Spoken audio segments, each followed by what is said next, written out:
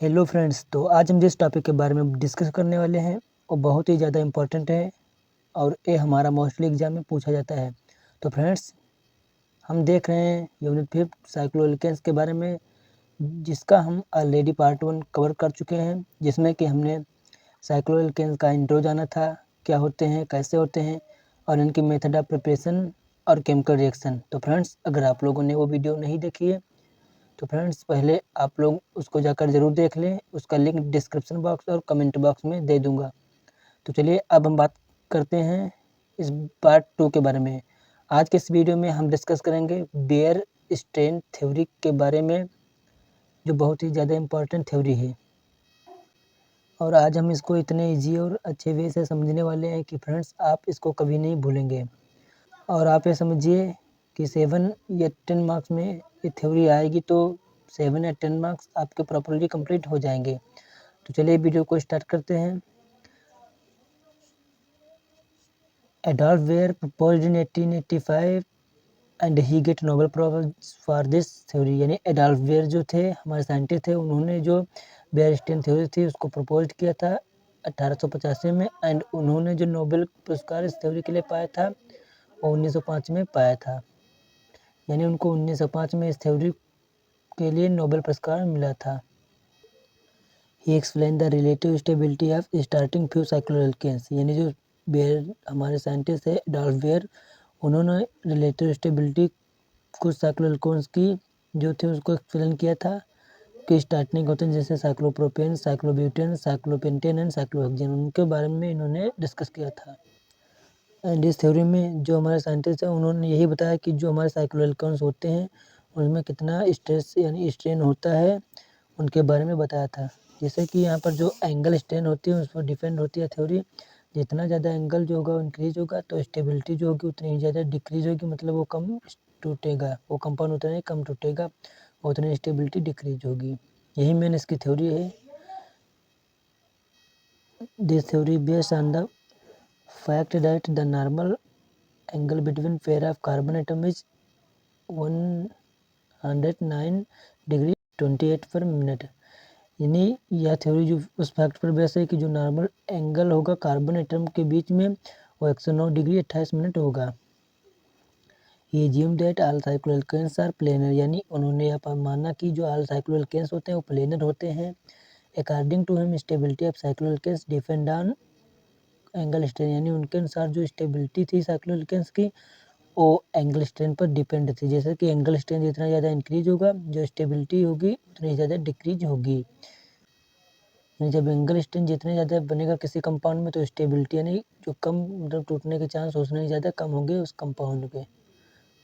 And अब हम बात करते हैं एंगल स्ट्रेन के बारे में। It is angle difference between desired angle, यानी जो डिजायर्ड एंगल होता है वो हमारे हर एक साइक्लोएल्केन्स में 109 डिग्री 28 मिनट होता है।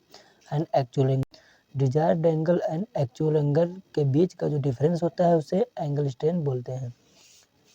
जैसे कि यहाँ पर फार्मूला है angle strain is equal to 1/2 desired angle minus actual angle. तो यहाँ पर स्टेबिलिटी के बारे में बताया। जैसे कुछ एग्जांपल हैं जो कि साइक्लोएल्केन्स है। फर्स्ट है साइक्लोप्रोपेन। जो साइक्लोप्रोपेन होता है उसका जो एक्चुअल एंगल होता है वो 60 डिग्री होता है एंड जो इसका डिजायर्ड एंगल होता है साइक्लोएल्केन्स का 109 डिग्री 28 मिनट होता है, वो डिजायर्ड एंगल होता है। तो उसमें बताया कि जो जितने ज़्यादा कंपाउंड जो स्ट्रेस करेगा उसका जो एंगल स्ट्रेन होगी उतने ही स्टेबिलिटी उसकी डिक्रीज होगी। तो यहाँ पर इसका जैसे हम इसकी स्टेबिलिटी निकालें, कैसे निकाल सकते हैं, यहाँ पर कुछ दिए गए टेबल जैसे आप लोग यहाँ पर देख रहे होंगे। जो कंपाउंड हमारे हैं वो कंपाउंड है साइक्लोप्रोपेन, साइक्लोब्यूटेन, साइक्लोपेंटेन, साइक्लोहेक्सेन। यानी इन कंपाउंड के बारे में जो हमारे साइंटिस्ट हैं उन्होंने बताया है। एंड जो इनका बॉन्ड एंगल जो होता है, साइक्लोप्रोपेन का एक्चुअल बॉन्ड एंगल 60 डिग्री होता है एंड साइक्लोब्यूटेन का जो एक्चुअल बॉन्ड एंगल वो 90 डिग्री होता है एंड साइक्लोपेंटेन का जो बॉन्ड एंगल होता है 108 डिग्री होता है एंड जो साइक्लोहेक्सेन उसका जो बॉन्ड एंगल होता है 120 डिग्री होता है। एंड एंगल स्ट्रेन के बारे में बात करेंगे तो इसका जो एंगल स्ट्रेन होगा और जो साइक्लोप्रोपेन में 24 डिग्री 44 मिनट होगा। साइक्लोब्यूटेन की बात करेंगे तो यहाँ पर जो इसका एंगल बॉन्ड होगा वो 90 डिग्री होगा एंड एंगल स्ट्रेन जो होगा 9 डिग्री 44 मिनट होगा। एंड साइक्लोपेंटेन में इसी तरह जो बॉन्ड एंगल होगा 108 डिग्री होगा। एंड एंगल स्ट्रेंथ के बारे में बात करें जो 0 डिग्री 44 मिनट होगा। एंड साइक्लोहेक्सेन जो है उसका जो बॉन्ड एंगल होगा वो 120 डिग्री होगा। एंड एंगल स्ट्रेंथ जो होगा वो -5 डिग्री 16 मिनट होगा।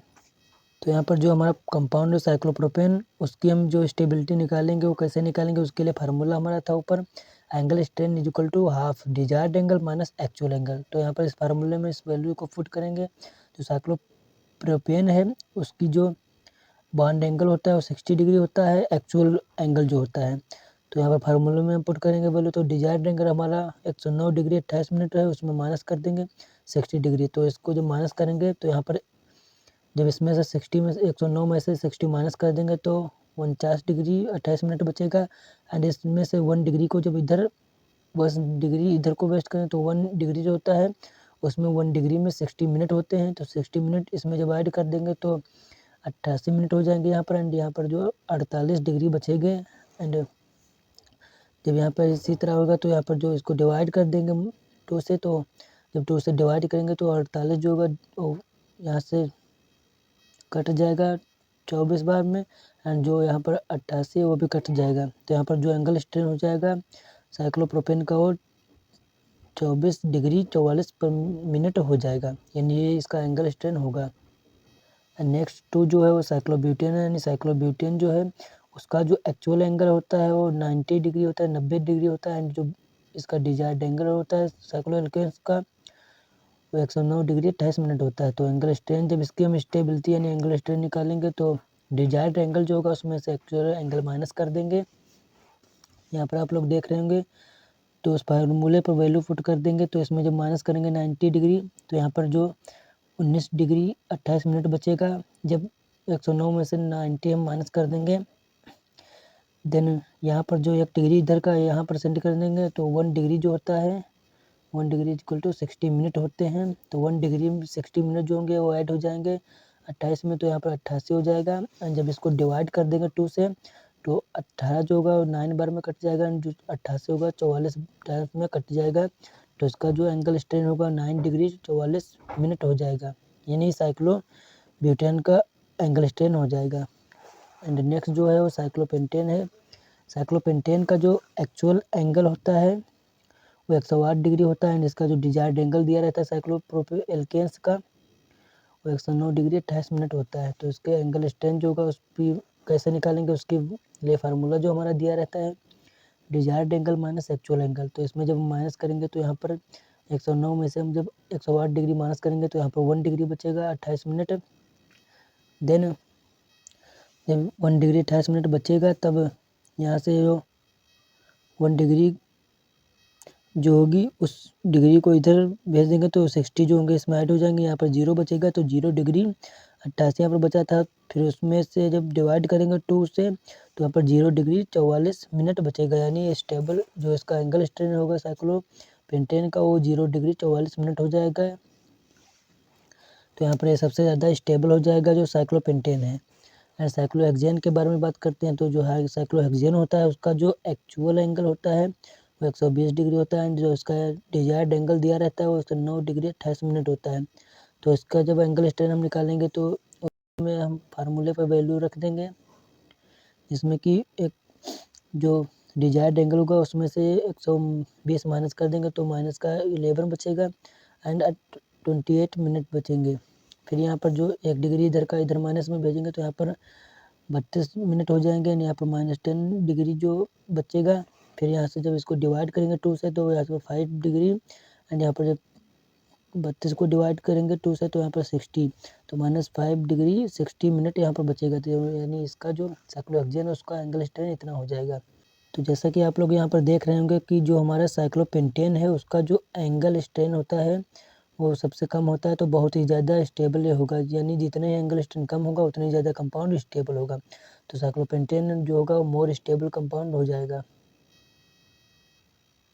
जैसा कि थ्योरी में बताया गया है, according to Baeyer strain theory stability of cycloalkanes are, यानी साइक्लोएल्केन जो है उनकी स्टेबिलिटी कुछ दी गई है, जैसे कि cyclopropane less than cyclobutane less than cyclohexane less than cyclopentane. यानी जो साइक्लोप्रोपेन होगा और लेस स्टेबल होगा साइक्लोब्यूटेन से। फिर साइक्लोब्यूटेन जो होगा वो लेस स्टेबल होगा साइक्लोहेक्सेन से, एंड जो साइक्लोहेक्सेन होगा लेस स्टेबल होगा साइक्लोपेंटेन से।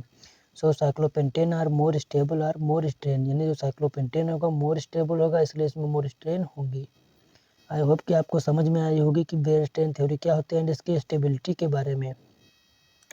एंड अब हम इसकी जो लिमिटेशंस हैं उसके बारे में बात करते हैं। This theory only apply on lower cycloidal case, यानी जो बेयर स्ट्रेन थ्योरी है उस लोअर साइक्लोइडल केस जितने हैं उन पर ही अप्लाई होती है, क्योंकि बेयर जो थे वो एबल नहीं थे कि जो लार्जर रिंग स्ट्रक्चर होते हैं उनका जो एंगल स्ट्रेन है उनको एक्सप्लेन करने पर, उनको एक्सप्लेन नहीं किया था, इसलिए वो एबल नहीं थे। तो यह थ्योरी जो होगी वो लोअर साइक्लोइडल केस पर ही अप्लाई होगी। साइक्लोप्रोपेन हाईली स्ट्रेन मॉलिक्यूल, यानी जो साइक्लोप्रोपेन होगा उसमें हाईली स्ट्रेन होंगे तो सबसे कम स्टेबल होगा जो साइक्लोप्रोपेन होगा। Cyclopropane has maximum angle strain, यानी जो साइक्लोप्रोपेन है उसमें मैक्सिमम एंगल स्ट्रेन जो होगी वो 28 डिग्री 44 मिनट होगी। Cyclopropane is a most unstable molecule, so this fact that cyclopropane gives easily ring opening reaction with Br2 HBr, यानी जो साइक्लोप्रोपेन होगी वो मोस्ट अनस्टेबल होगा मॉलिक्यूल, इसलिए यह फैक्ट जो साइक्लोप्रोपेन का है वो इजीली ओपनिंग रिंग के साथ रिएक्शन देगी, जैसे कि एडिशन रिएक्शन होगी, जैसा कि Br2 के साथ जब साइक्लोप्रोपेन की रिएक्शन कराएंगे तो जो 1,3 डाई ब्रोमो प्रोपेन फॉर्म हो जाएगा। नेक्स्ट है the angle strain in cyclobutane is less than that in cyclopropane, यानी साइक्लोब्यूटेन है उसका एंगल स्ट्रेन जो होगा साइक्लोप्रोपेन से कम होगा। So low in instability as expected cyclobutane undergoes opening reaction but only under more specific condition, यानी जो इसलिए जो साइक्लोब्यूटेन होगी वो ओपनिंग रिंग के साथ रिएक्शन जाएंगे, जब स्पेसिफिक कंडीशन होगी तभी रिएक्शन देगी। तो ये थे इसकी लिमिटेशन। एंड नेक्स्ट जो है हायर देन साइक्लोपेंटेन, यहाँ पे साइक्लोपेंटेन जो है उनसे हायर जो कंपाउंड होंगे उनके बारे में भी क्या लिमिटेशन थी। Cycloalkanes those higher than cyclopentanes are not follow this rule, यानी जो साइक्लोएल्केन्स जो थे जैसे कि साइक्लोपेंटेन से ऊपर के कंपाउंड जितने थे वो इस रूल को फॉलो नहीं करते हैं। Cyclohexane then cyclopentane are most stable so they do not gives ring opening reaction, ये साइक्लोहेक्सेन जो है वो साइक्लोपेंटेन से ज़्यादा स्टेबल है, इसलिए जो रिंग ओपनिंग रिएक्शन होती है वो नहीं देते हैं। According to Baeyer cyclopentane should be much stable than cyclohexane but practically it is reversed, यानी जो बेयरस्टेन थ्योरी के अकॉर्डिंग जो साइक्लोपेंटेन थे बहुत ही स्टेबल थे साइक्लोहेक्सेन से, लेकिन प्रैक्टिकली जो है साइक्लोहेक्सेन मतलब स्टेबल है। Cyclohexane are more stable than cyclopentane so higher cycloalkanes not follow this rule, यानी जो साइक्लोहेक्सेन है वो स्टेबल है साइक्लोपेंटेन से, इसलिए जो मतलब हायर साइक्लोएल्केन्स है उनके लिए रूल फॉलो नहीं होता है। तो इसकी कुछ लिमिटेशन थी। आई होप कि आपको बेयरस्टेन थ्योरी एंड उसके लिमिटेशन जो है उसके बारे में समझ में आया होगा।